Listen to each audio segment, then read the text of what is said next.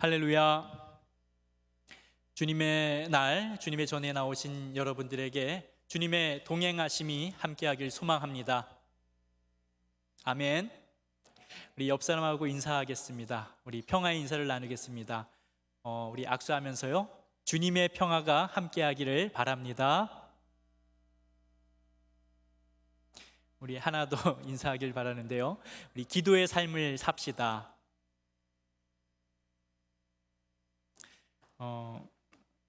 저희가 먼저 단기 선교, 캄보디아 단기 선교를 잘 다녀왔습니다.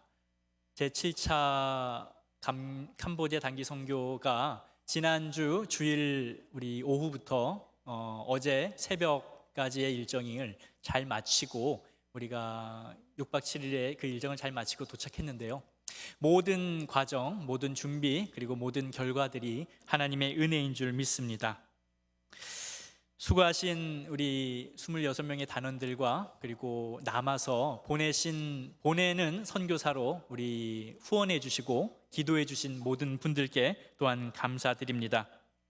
처음에 두어 달 전쯤에 저희가 캄보디아 단기 선교를 이제 모집한다라고, 단원들을 모집한다라고 홍보했을 때 처음 신청자가 1명, 2명 정도였어요. 그래서 한 주, 2주 지났는데도 1명, 2명 계속 한 달이 지났는데도 10명이 채 되지 않았습니다. 많은 분들께서 염려해 주시면서 이번 선교를 가야 되나, 갈 수 있을까라는 염려들을 많이 해주셨습니다. 그러나 많은 분들의 이 기도와 관심이었을지 모르지만 이번 단기 선교가 청년 이런 단일 선교로는 가장 많은 인원이 갔다라고 합니다. 그리고 무려 900명에 가까운 현지 아이들을 통해서 어린이 사역 또한 진행하게 되었고요. 그리고 다녀왔던 모든 이들에게 하나님의 은혜와 감동이 있어서인지 간증의 고백들이 있었던 것을 보게 되었습니다.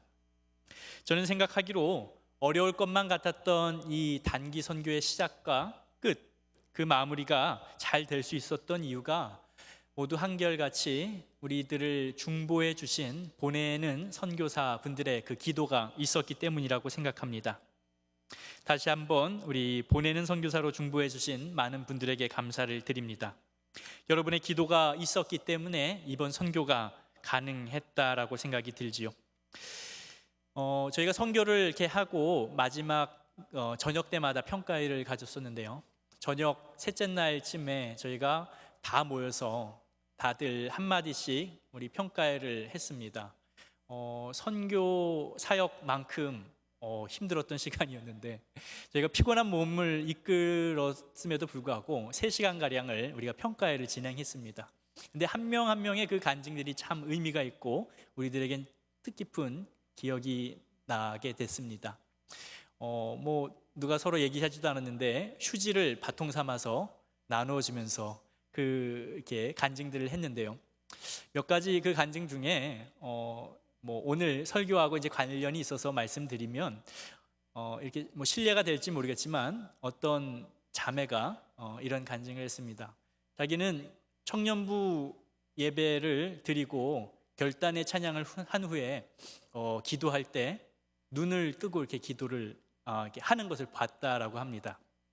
그러니까 남들이 기도할 때 같이 기도를 못했다라고 해요. 어떤 이유이선지 모르겠지만, 근데 선교를 하는 과정에서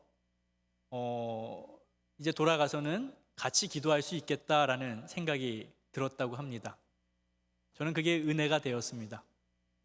또 한 청년은 자기는 신앙생활하면서 아직 이렇게 소리내어서 기도해 본 적이 별로 없는데 선교를 나와서 이제 소리내어 기도가 나온다라는 간증을 하게 된 것을 기억하게 되었습니다.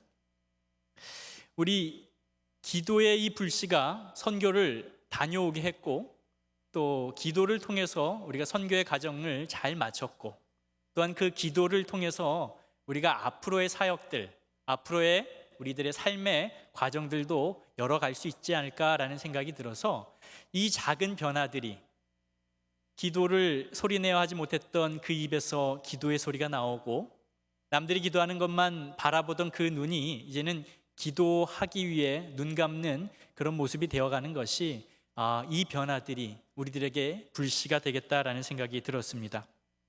청년부에서 이제 앞으로 이어서 8월 달에 수련회를 갖게 됩니다. 아까 우리 영상도 보고 광고도 했는데요. 8월 7일부터 9일까지 목금토 여러분들의 시간을 내어서 우리 함께 청년부에 참여, 공동체 그 수련회에 참여했으면 좋겠습니다. 참여해 주실 거죠? 참여해 주실 거죠? 그리고 기도해 주실 거죠? 아멘. 우리 참여하시고 기도해 주시기를 바랍니다. 정말 고무적인 일은 우리 청년 지체들이 수련회를 준비하는 이 과정 가운데 그 준비하는 과정 내내 기도가 끊이지 않는 것이 고무적이다 생각이 듭니다. 아까도 광고했지만 수련회 그 중보기도의 오늘 첫날입니다. 속장분들 오늘 함께 다 나오셔서 속회후 4시 10분 402호에서 우리 중보기도 같이 하기를 바랍니다. 이렇게 교회를 나오다 보면 신앙생활을 이렇게 하게 되는데 우리가 두 가지 중요한 신앙생활에 대해서 우리가 이야기를 듣게 됩니다.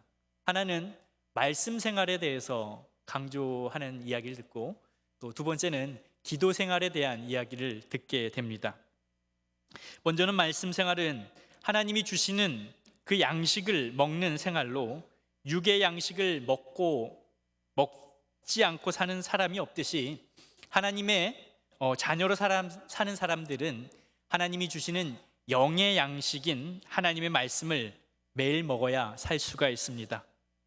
예수님께서 공생의 생활을 하실 때 40일을 굶주리시고 마귀에게 시험을 당하십니다. 그때 배가 고픈 예수님께 마귀가 이렇게 물어보죠.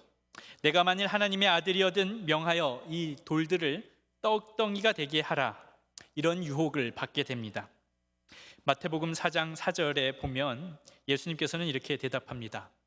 예수께서 대답하여 이르시되 기록되었으되 사람이 떡으로만 살 것이 아니요 하나님의 입으로부터 나오는 모든 말씀으로 살 것이라 하였느니라 하시니, 영의 양식인 말씀을 먹는 이 생활은 내가 무엇을 의지하면서 살 것인가 하는 것을 매일매일 점검해 주는 삶을 의미합니다. 배가 고플 때 밥을 먹는 것은 당연한 것입니다. 지금 내가 꼭 필요한 것을 또한 구하는 것은 당연한 것이지요. 그러나 내가 먹고 마시며 내가 필요한 것을 구하는 것을 누구에게 의지하는지가 중요한 것입니다. 이스라엘 백성들이 출애굽을 할 때에 광야에서 먹을 것이 없었습니다. 그들은 하나님께서 주시는 만나와 메추라기를 먹고 살았지요. 그 하루에 일용할 양식들을 하나님께서 주셨다는 것을 그들은 뼛속 깊이 느끼고 체험했던 것이지요. 우리가 영의 양식인 하나님의 말씀을 먹는 것은 나의 모든 삶의 양식이 하나님에게 있음을 고백하는 것입니다. 우리 수련회가 마태복음 4장 4절의 말씀을 주제 삼아 우리 준비하고 있습니다. 우리 영의 양식을 갈급한 마음이 있다면 수련회에 참여하기를 바랍니다. 두 번째 신앙생활의 기본은 아무리 강조해도 부족한 우리 기도 생활입니다. 말씀 생활이 영의 양식을 먹는 것이라면 기도 생활은 영의 숨을 쉬는 것을 의미합니다. 숨을 한번 멈춰 보십시오. 답답하지 않나요? 길어야 5분, 그 후면 어떤 사람도 살아갈 수 없을 겁니다. 기도는 해도 되고 안 해도 되는 것이 아니라 기도는 그 자체로 생명이기에 중요한 것입니다. 데살로니가 전서 5장 17절에 보면 쉬지 말고 기도하라. 쉬지 말고 숨을 쉬라는 것입니다. 숨 쉬는 것을 쉬면 죽으니까 쉬지 말고 호흡하라고 말씀하시는 것입니다. 마치 물고기가 물속에 있어야 사는 것 같이, 마치 포도나무의 가지가 포도나무에 붙어 있어야만 살아갈 수 있는 것처럼, 지금 제가 말하는 이 마이크에서 선이 연결되어 있어야만 소리가 나는 것 같이, 우리가 영인 사람으로 태어난 이상 영의 호흡을 할 때 하나님께서, 그리고 하나님께 기도할 때에 우리는 살아갈 수 있는 것입니다. 한마디로 신앙생활의 시작과 끝은 기도인 것입니다. 사랑하는 성도 여러분, 오늘도 기도의 삶을 살아가시기를 소망합니다. 지금까지 역사로 볼 때 모든 교회는 기도로 부흥하고 또 박해나 어려움에 처했을 때 기도했습니다. 교회는 회의를 통해서 부흥하고 또 어려움이 있을 때 회의를 하지 않았습니다. 또한 교회는 돈으로 부흥하고 어려움에 처했을 때 돈으로 그 문제를 해결하지 않았습니다. 교회는 정치로 부흥하고 어려움에 정치를 하지 않았습니다. 개인이 기도하지 않으면 죽는 것처럼 우리 교회 공동체 또한 기도하지 않으면 살 수가 없는 것입니다. 교회가 죽었는지 살았는지는 교회가 기도로 부흥하고 있는지, 또한 교회의 어려움을 기도로 해결하고 있는지를 보면 알 수 있습니다. 초대교회는 기도로 부흥하고 박해받았을 때 기도했습니다. 오늘은 교회력으로 성령 강림절 제5주간을 보내고 있습니다. 예수님께서 승천하시면서 우리들에게 성령을 기다리라고 말씀하셨지요. 그래서 제자들은 사도행전 1장 14절에 더불어 마음을 같이하여 오로지 기도에 힘썼다라고 말하고 있습니다. 그리고는 사도행전 2장에 오순절을 날 제자들은 예루살렘의 다락방에 모여 기도함에 있어 성령 충만함을 받았던 것입니다. 그 기도를 통해 성령 강림의 때가 교회의 시작이 되었고, 또한 교회는 그 후로 부흥하기 시작했던 것입니다. 기도로 시작한 교회는 성령 충만한 베드로의 설교를 통해서 사도행전 2장 44절에 그 말을 받은 사람들은 세례를 받음에 이날의 신도의 수가 3,000이나 더하더라. 이제는 수적으로 부흥하게 되었던 것입니다. 3장 1절에 보면 제9시 기도 시간에 베드로와 요한이 성전에 올라갈새 기도하러 올라가던 베드로와 요한이 성전 미문에 앉아 구걸하던 그 사람을 일으켜 세우는 기적을 베풀었던 것입니다. 기도로 시작했던 교회는 부흥했고, 또한 흠있던 자를 회복하는 이적을 베풀었던 것입니다. 기도로 시작했던 교회는 이제 박해자 사울이 박해받는 사울로 변화되는 그런 영광까지도 받게 되었지요. 10장 2절과 3절을 보면 이방인 백부장이었던 고넬료가 환상을 통해 하나님께서 그 환상을 통해서 베드로를 만나게 하십니다. 또한 10장 9절에도 베드로도 기도하려고 올라간 그 지붕 위에서 환상을 통해 고넬료를 만나게 하는 장면을 보게 됩니다. 서로가 기도를 통해서 환상을 보고 만나 이방인이었던 고넬료가 이제는 그리스도인이 되는 그런 부흥을 맞이하게 되었던 것입니다. 성령 충만했던 초대교회는 기도로 신도의 수가 늘어났고 이적이 생기고 하나님의 권능을 받게 되었고, 이방인의 그릇으로 택함받는 사울이 대표적인 증인이 되었으며, 고넬료와 같은 이방인도 하나님께로 돌아오는 부흥을 누리게 되었습니다. 그러나 오늘 말씀 12장 1절에 보면 그때에 기도로 부흥하던 초대교회의 박해가 시작됩니다. 기도를 하지 않아서 박해가 시작된 것이 아니라 교회는 언제나 어려움이 닥칠 수 있는 것입니다. 우리들에게도 언제나 어려움이 닥칠 수 있습니다. 12장 1절로 5절까지의 말씀을 보면 헤롯 왕이 교회 중에서 몇 사람을 해하려고 합니다. 그때 요한의 형제 야고보를 먼저 칼로 죽이게 되지요. 사도 중에는 처음으로 순교한 이가 요한의 형제였던 야고보 사도입니다. 그리고는 유대인들이 이 일을 기뻐하게 되니까 헤롯 왕이 유대인들에게 잘 보이기 위해서 예수님의 수제자였던 베드로 사도를 잡아 옥에 가두게 됩니다. 부흥하던 초대교회에 이제 사도 야고보가 순교하게 되고 또한 베드로가 투옥되게 되었습니다. 박해가 시작되고 어려움이 닥치게 되었던 것입니다.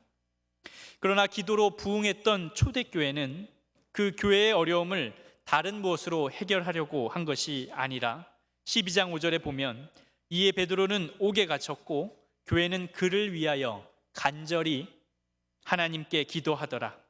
교회는 다른 무엇을 한 것이 아니라 간절히 기도했던 것입니다. 오늘 말씀을 통해 우리들이 배워야 할 점은, 또한 깨달아야 할 점은 어려움 속에서 기도했다라는 것입니다.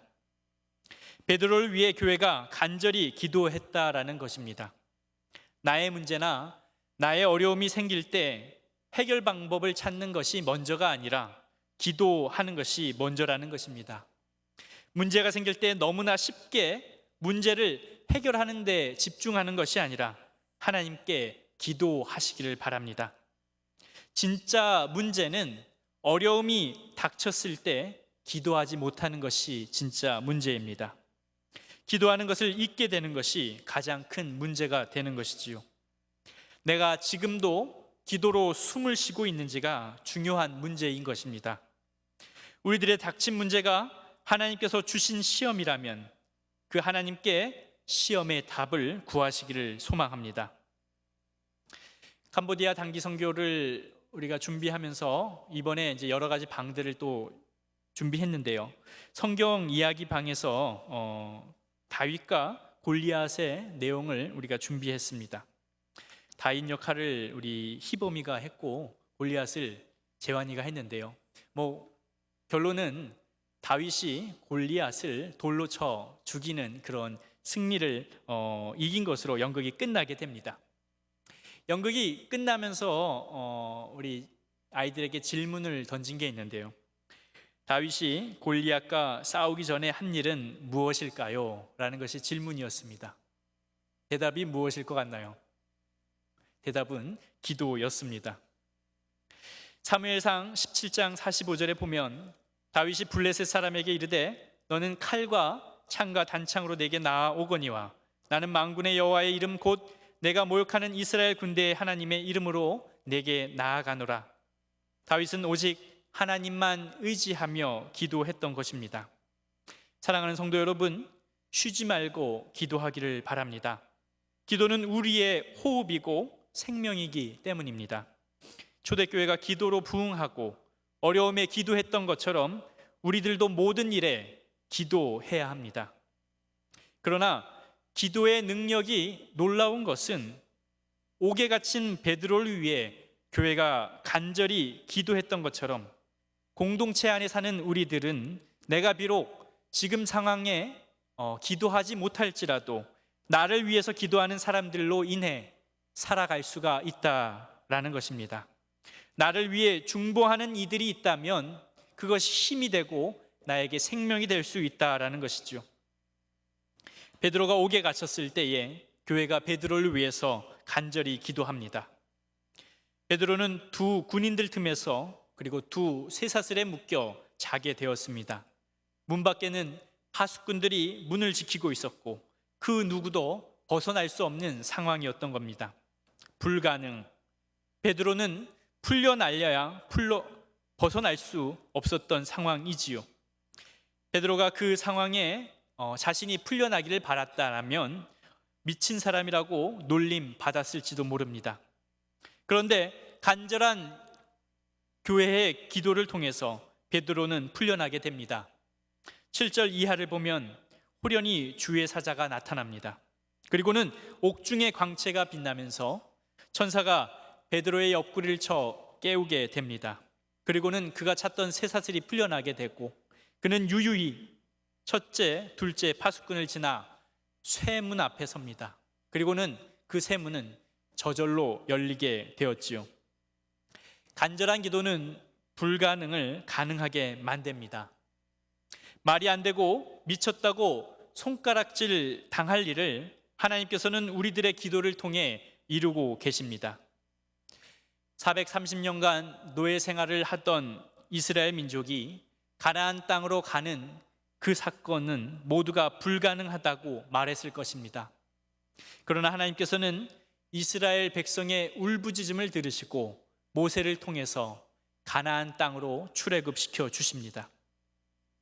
다윗이 골리앗을 이길 수 있을 것이라는 것은 블레셋뿐 아니라 이스라엘 민족들도 불가능하다라고 말했을 겁니다. 그러나 다윗의 기도로 골리앗을 이기게 하셨습니다. 또한 바벨론의 포로 시기 동안 많은 사람들은 자기들이 해방될 거라는 것을 믿지 않았을 겁니다. 그러나 수많은 선지자들의 기도를 통해 이스라엘 민족은 해방되었습니다. 죄 많은 인간이 믿음으로 의인이 된다라는 것을 많은 유대인들은 비웃으며 믿지 않았습니다. 하나님의 값없는 사랑을 믿을 수가 없었지요. 그래서 그들은 예수님이 우리를 위해 죽으시고 또 십자가를 지시고 부활하심을 전하는 야고보와 베드로를 죽이고 옥에 가뒀던 것입니다. 그리고 그들은 승리에 기뻐했던 것이지요. 불가능, 예수님은 세상이 불가능하다고 말하는 하나님 나라를 외쳤습니다. 모두가 서로 사랑하라는 나라를 예수님께서는 꿈꾸셨었던 것입니다. 오른뺨을 맞으면 왼뺨을 돌려대고 겉옷을 원하면 속옷까지 주며 오리를 가라 하면 심리까지도 함께 가는 그런 세상을 꿈꾸었던 것입니다. 예수님께서는 누가복음 4장 18절과 19절에 회당에서 이사야 선지자의 글을 낭독합니다. 주의 성령이 내게 임하셨으니 이는 가난한 자에게 복음을 전하게 하시려고 내게 기름을 부으시고 나를 보내사 포로된 자에게 자유를, 눈먼 자에게 다시 보게 함을 전파하며 눌린 자를 자유롭게 하고 주의 은혜의 해를 전파하게 하려 하심이라. 불가능하다고 믿는 우리들에게 예수님께서는 함께 기도하자라고 말씀합니다. 아버지의 뜻이 하늘에서 이룬 것 같이 땅에서도 이루어지이다. 그러나 세상이 바뀜을 우리들은 당연한 것으로 여기고 있습니다. 아이들이 뛰노는 세상, 여자들이 또한 노예들이 평등하게 대우받는 세상, 전쟁이 사라지고 평화가 도래하는 세상을 당연한 것으로 여기고 있는지 모릅니다. 베드로도 자신에게 이루어진 그 일이 어떻게 이루어진 것인지 모르고 있었습니다. 분명 불가능한 것인데 그 일이 이루어진 일을 이해할 수가 없었습니다. 천사가 와서 쇠사슬 풀어주고 파수꾼 사이로 지나 쇠문이 열리는 광경을 이해하지 못했던 것입니다. 11절에 이에 베드로가 정신이 들어 이르되 내가 이제야 참으로 주께서 그의 천사를 보내어 나를 헤롯의 손과 유대 백성의 모든 기대에서 벗어나게 하신 줄 알겠노라 하여 12절에 깨닫고 하나님께서 그의 천사로 모든 일을 행하신 줄을 베드로는 알았습니다. 그리고는 그것을 깨닫고는 마가라 하는 요한의 어머니 마리아의 집에 가니 여러 사람이 거기에 모여 기도하고 있더라 라고 고백합니다. 베드로가 하나님이 하신 것을 깨닫고 보니 여러 사람들이 모여 거기에서 기도하고 있었던 것입니다. 지나가고 나면 모든 것이 하나님의 은혜가 아닌 것이 없습니다.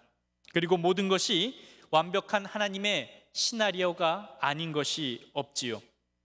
그러나 깨닫고 보면 그 속에서는 나를 위해서 누군가 기도하고 있었음을 보게 될 것입니다. 기도의 능력은 불가능을 가능하게 하는 하나님의 능력을 보여줍니다. 베드로가 풀려나자마자 마가라 하는 요한의 어머니 마리아의 집에 문을 두드리게 됩니다. 그리고는 로데라는 여자아이가 영접하면서 베드로가 왔다라고 사람들에게 전하게 됩니다. 사람들은 그 아이를 미쳤다라고 말합니다. 기도하던 이들이 베드로를 위해서 기도했고 그 기도가 이루어졌음에도 불구하고 기도의 능력이 받아들여졌음을 이해하지 못했던 겁니다. 그만큼 기도의 능력은 놀라운 일이었던 것입니다. 베드로가 풀려나자마자 향했던 곳이 마가라 하는 요한의 어머니 마리아의 집이라고 말했습니다. 마리아의 집이라고 말해도 될 텐데 굳이 마가라 하는 요한의 어머니 마리아라고 말한 것은 마가라 하는 요한이 누구인지 중요하기 때문입니다. 헬라식 이름으로 마가라 하는 그가, 유대식 이름으로는 요한이라고 하는 사람입니다. 그는 신약 성서에 10번 나오게 되는데요. 그는 바나바와 사울을 따라서 1차 선교 여행을 떠났던 사람입니다. 골로새서 4장 10절에서는 바나바의 생질, 즉 조카라고 나오고 있으며 사도행전 13장 13절에 그는 바울과 및 동행하는 사람들이 바보에서 배 타고 밤빌리아로 있는 버가에 이르니 요한은 저희에게서 떠나 예루살렘으로 돌아가고, 어떤 이유에서인지는 모르지만 선교 여행의 수종자 역할을 하던 그 마가가 그 바울과 바나바의 선교 여행에서 이탈하게 됩니다. 그 이유로 인해 15장 37절에 바나바가 2차 여행을 바울과 함께 떠날 때에 마가를 함께 데리고 가자라고 말할 때 바울과 심히 다투게 됩니다. 그 일로 인해 심하게 바울과 바나바가 다투어 피차 갈라지는 일이 생기고 맙니다. 어쩌면 이 마가라하고 하는 요한은 선교를 하는데 문제를 일으키는 문제아가 되었던 것입니다. 그리고는 몇 년이 지났을 것입니다. 디모데후서 4장 11절에 바울은 누가만 나와 함께 있느니라, 내가 올 때에 마가를 데리고 오라, 저가 나의 일에 유익하니라. 바울은 마가를 자신의 일에 유익한 사람이라고 표현하지요. 이 표현으로 볼 때에 마가의 삶이 변화되었다라는 것을 보게 됩니다. 빌레몬서 1장 24절에서 또한 나의 동역자 마가라고 바울은 말하고 있습니다. 베드로전서 5장 13절에 내 아들 마가라고도 말합니다. 문제를 일으켰던 이 마가라는 요한이 바울에게 유익한 사람이 되었고 동역자가 되었고 베드로에게는 아들과 같은 존재가 되었던 것입니다. 목회를 생각해 보지도 않았던 내가 목회를 꿈꾸게 되고 내 것만 챙기며 살고 싶었던 내가 나눠주는 것에 감사함을 여기게 되었고, 선교에는 무관심했던 내가 어느덧 청년들을 이끌고 단기 선교를 다녀오게 되었습니다. 그의 어머니 마리아의 집은 제자들이 모이는 집합소였습니다. 그렇기 때문에 베드로는 옥에서 풀려나자마자 그 마리아의 집으로 향했던 것이지요. 우리가 흔히 마가의 다락방이라고 알려진 그 마리아의 집은 오순절날 제자들이 성령 충만을 받았던 곳입니다. 12절, 마리아의 집에 가니 여러 사람이 거기에 모여 기도하고 있더라. 마가라 하는 요한의 어머니는 기도하는 어머니였습니다. 초대교회가 기도로 부흥할 때부터 박해로 어려움을 겪는 지금까지 마리아는 기도하는 어머니였던 것입니다. 모든 이들의 기도하는 동력자였습니다. 마리아가 기도하는 사람이었기 때문에 거기에 오면 모든 사람들이 기도하게 되었습니다. 그리고 그 기도가 교회를 부흥하게 하고 또 교회가 어려울 때마다 기도로 해결할 수 있었던 것입니다. 사랑하는 성도 여러분, 우리의 집이 또 우리의 속회가, 우리의 교회가 기도의 자리가 되길 소망합니다. 하나님과의 소통이며 나의 영혼의 호흡인 기도가 우리의 시작이 되며 끝이 되고 또 모든 것이 되기를 소망합니다. 깨닫고 보면 누군가 나를 위해서 기도하고 있을 것입니다. 제가 갖는 믿음 중에 하나는 기도하는 어머니가 계시기 때문에 제가 잘못될 길로 갈 수 없다라는 것입니다. 문제아로 살다 가도 유익이 되고 동역자가 된다라는 것입니다. 우리의 예배도 우리의 속회도 우리가 준비하는 여름 수련회도 잘못될 수 없습니다. 왜냐하면 우리가 함께 기도하고 있기 때문입니다. 우리 다 함께 일어나서 우리 찬양, 결단의 찬양을 드리겠습니다.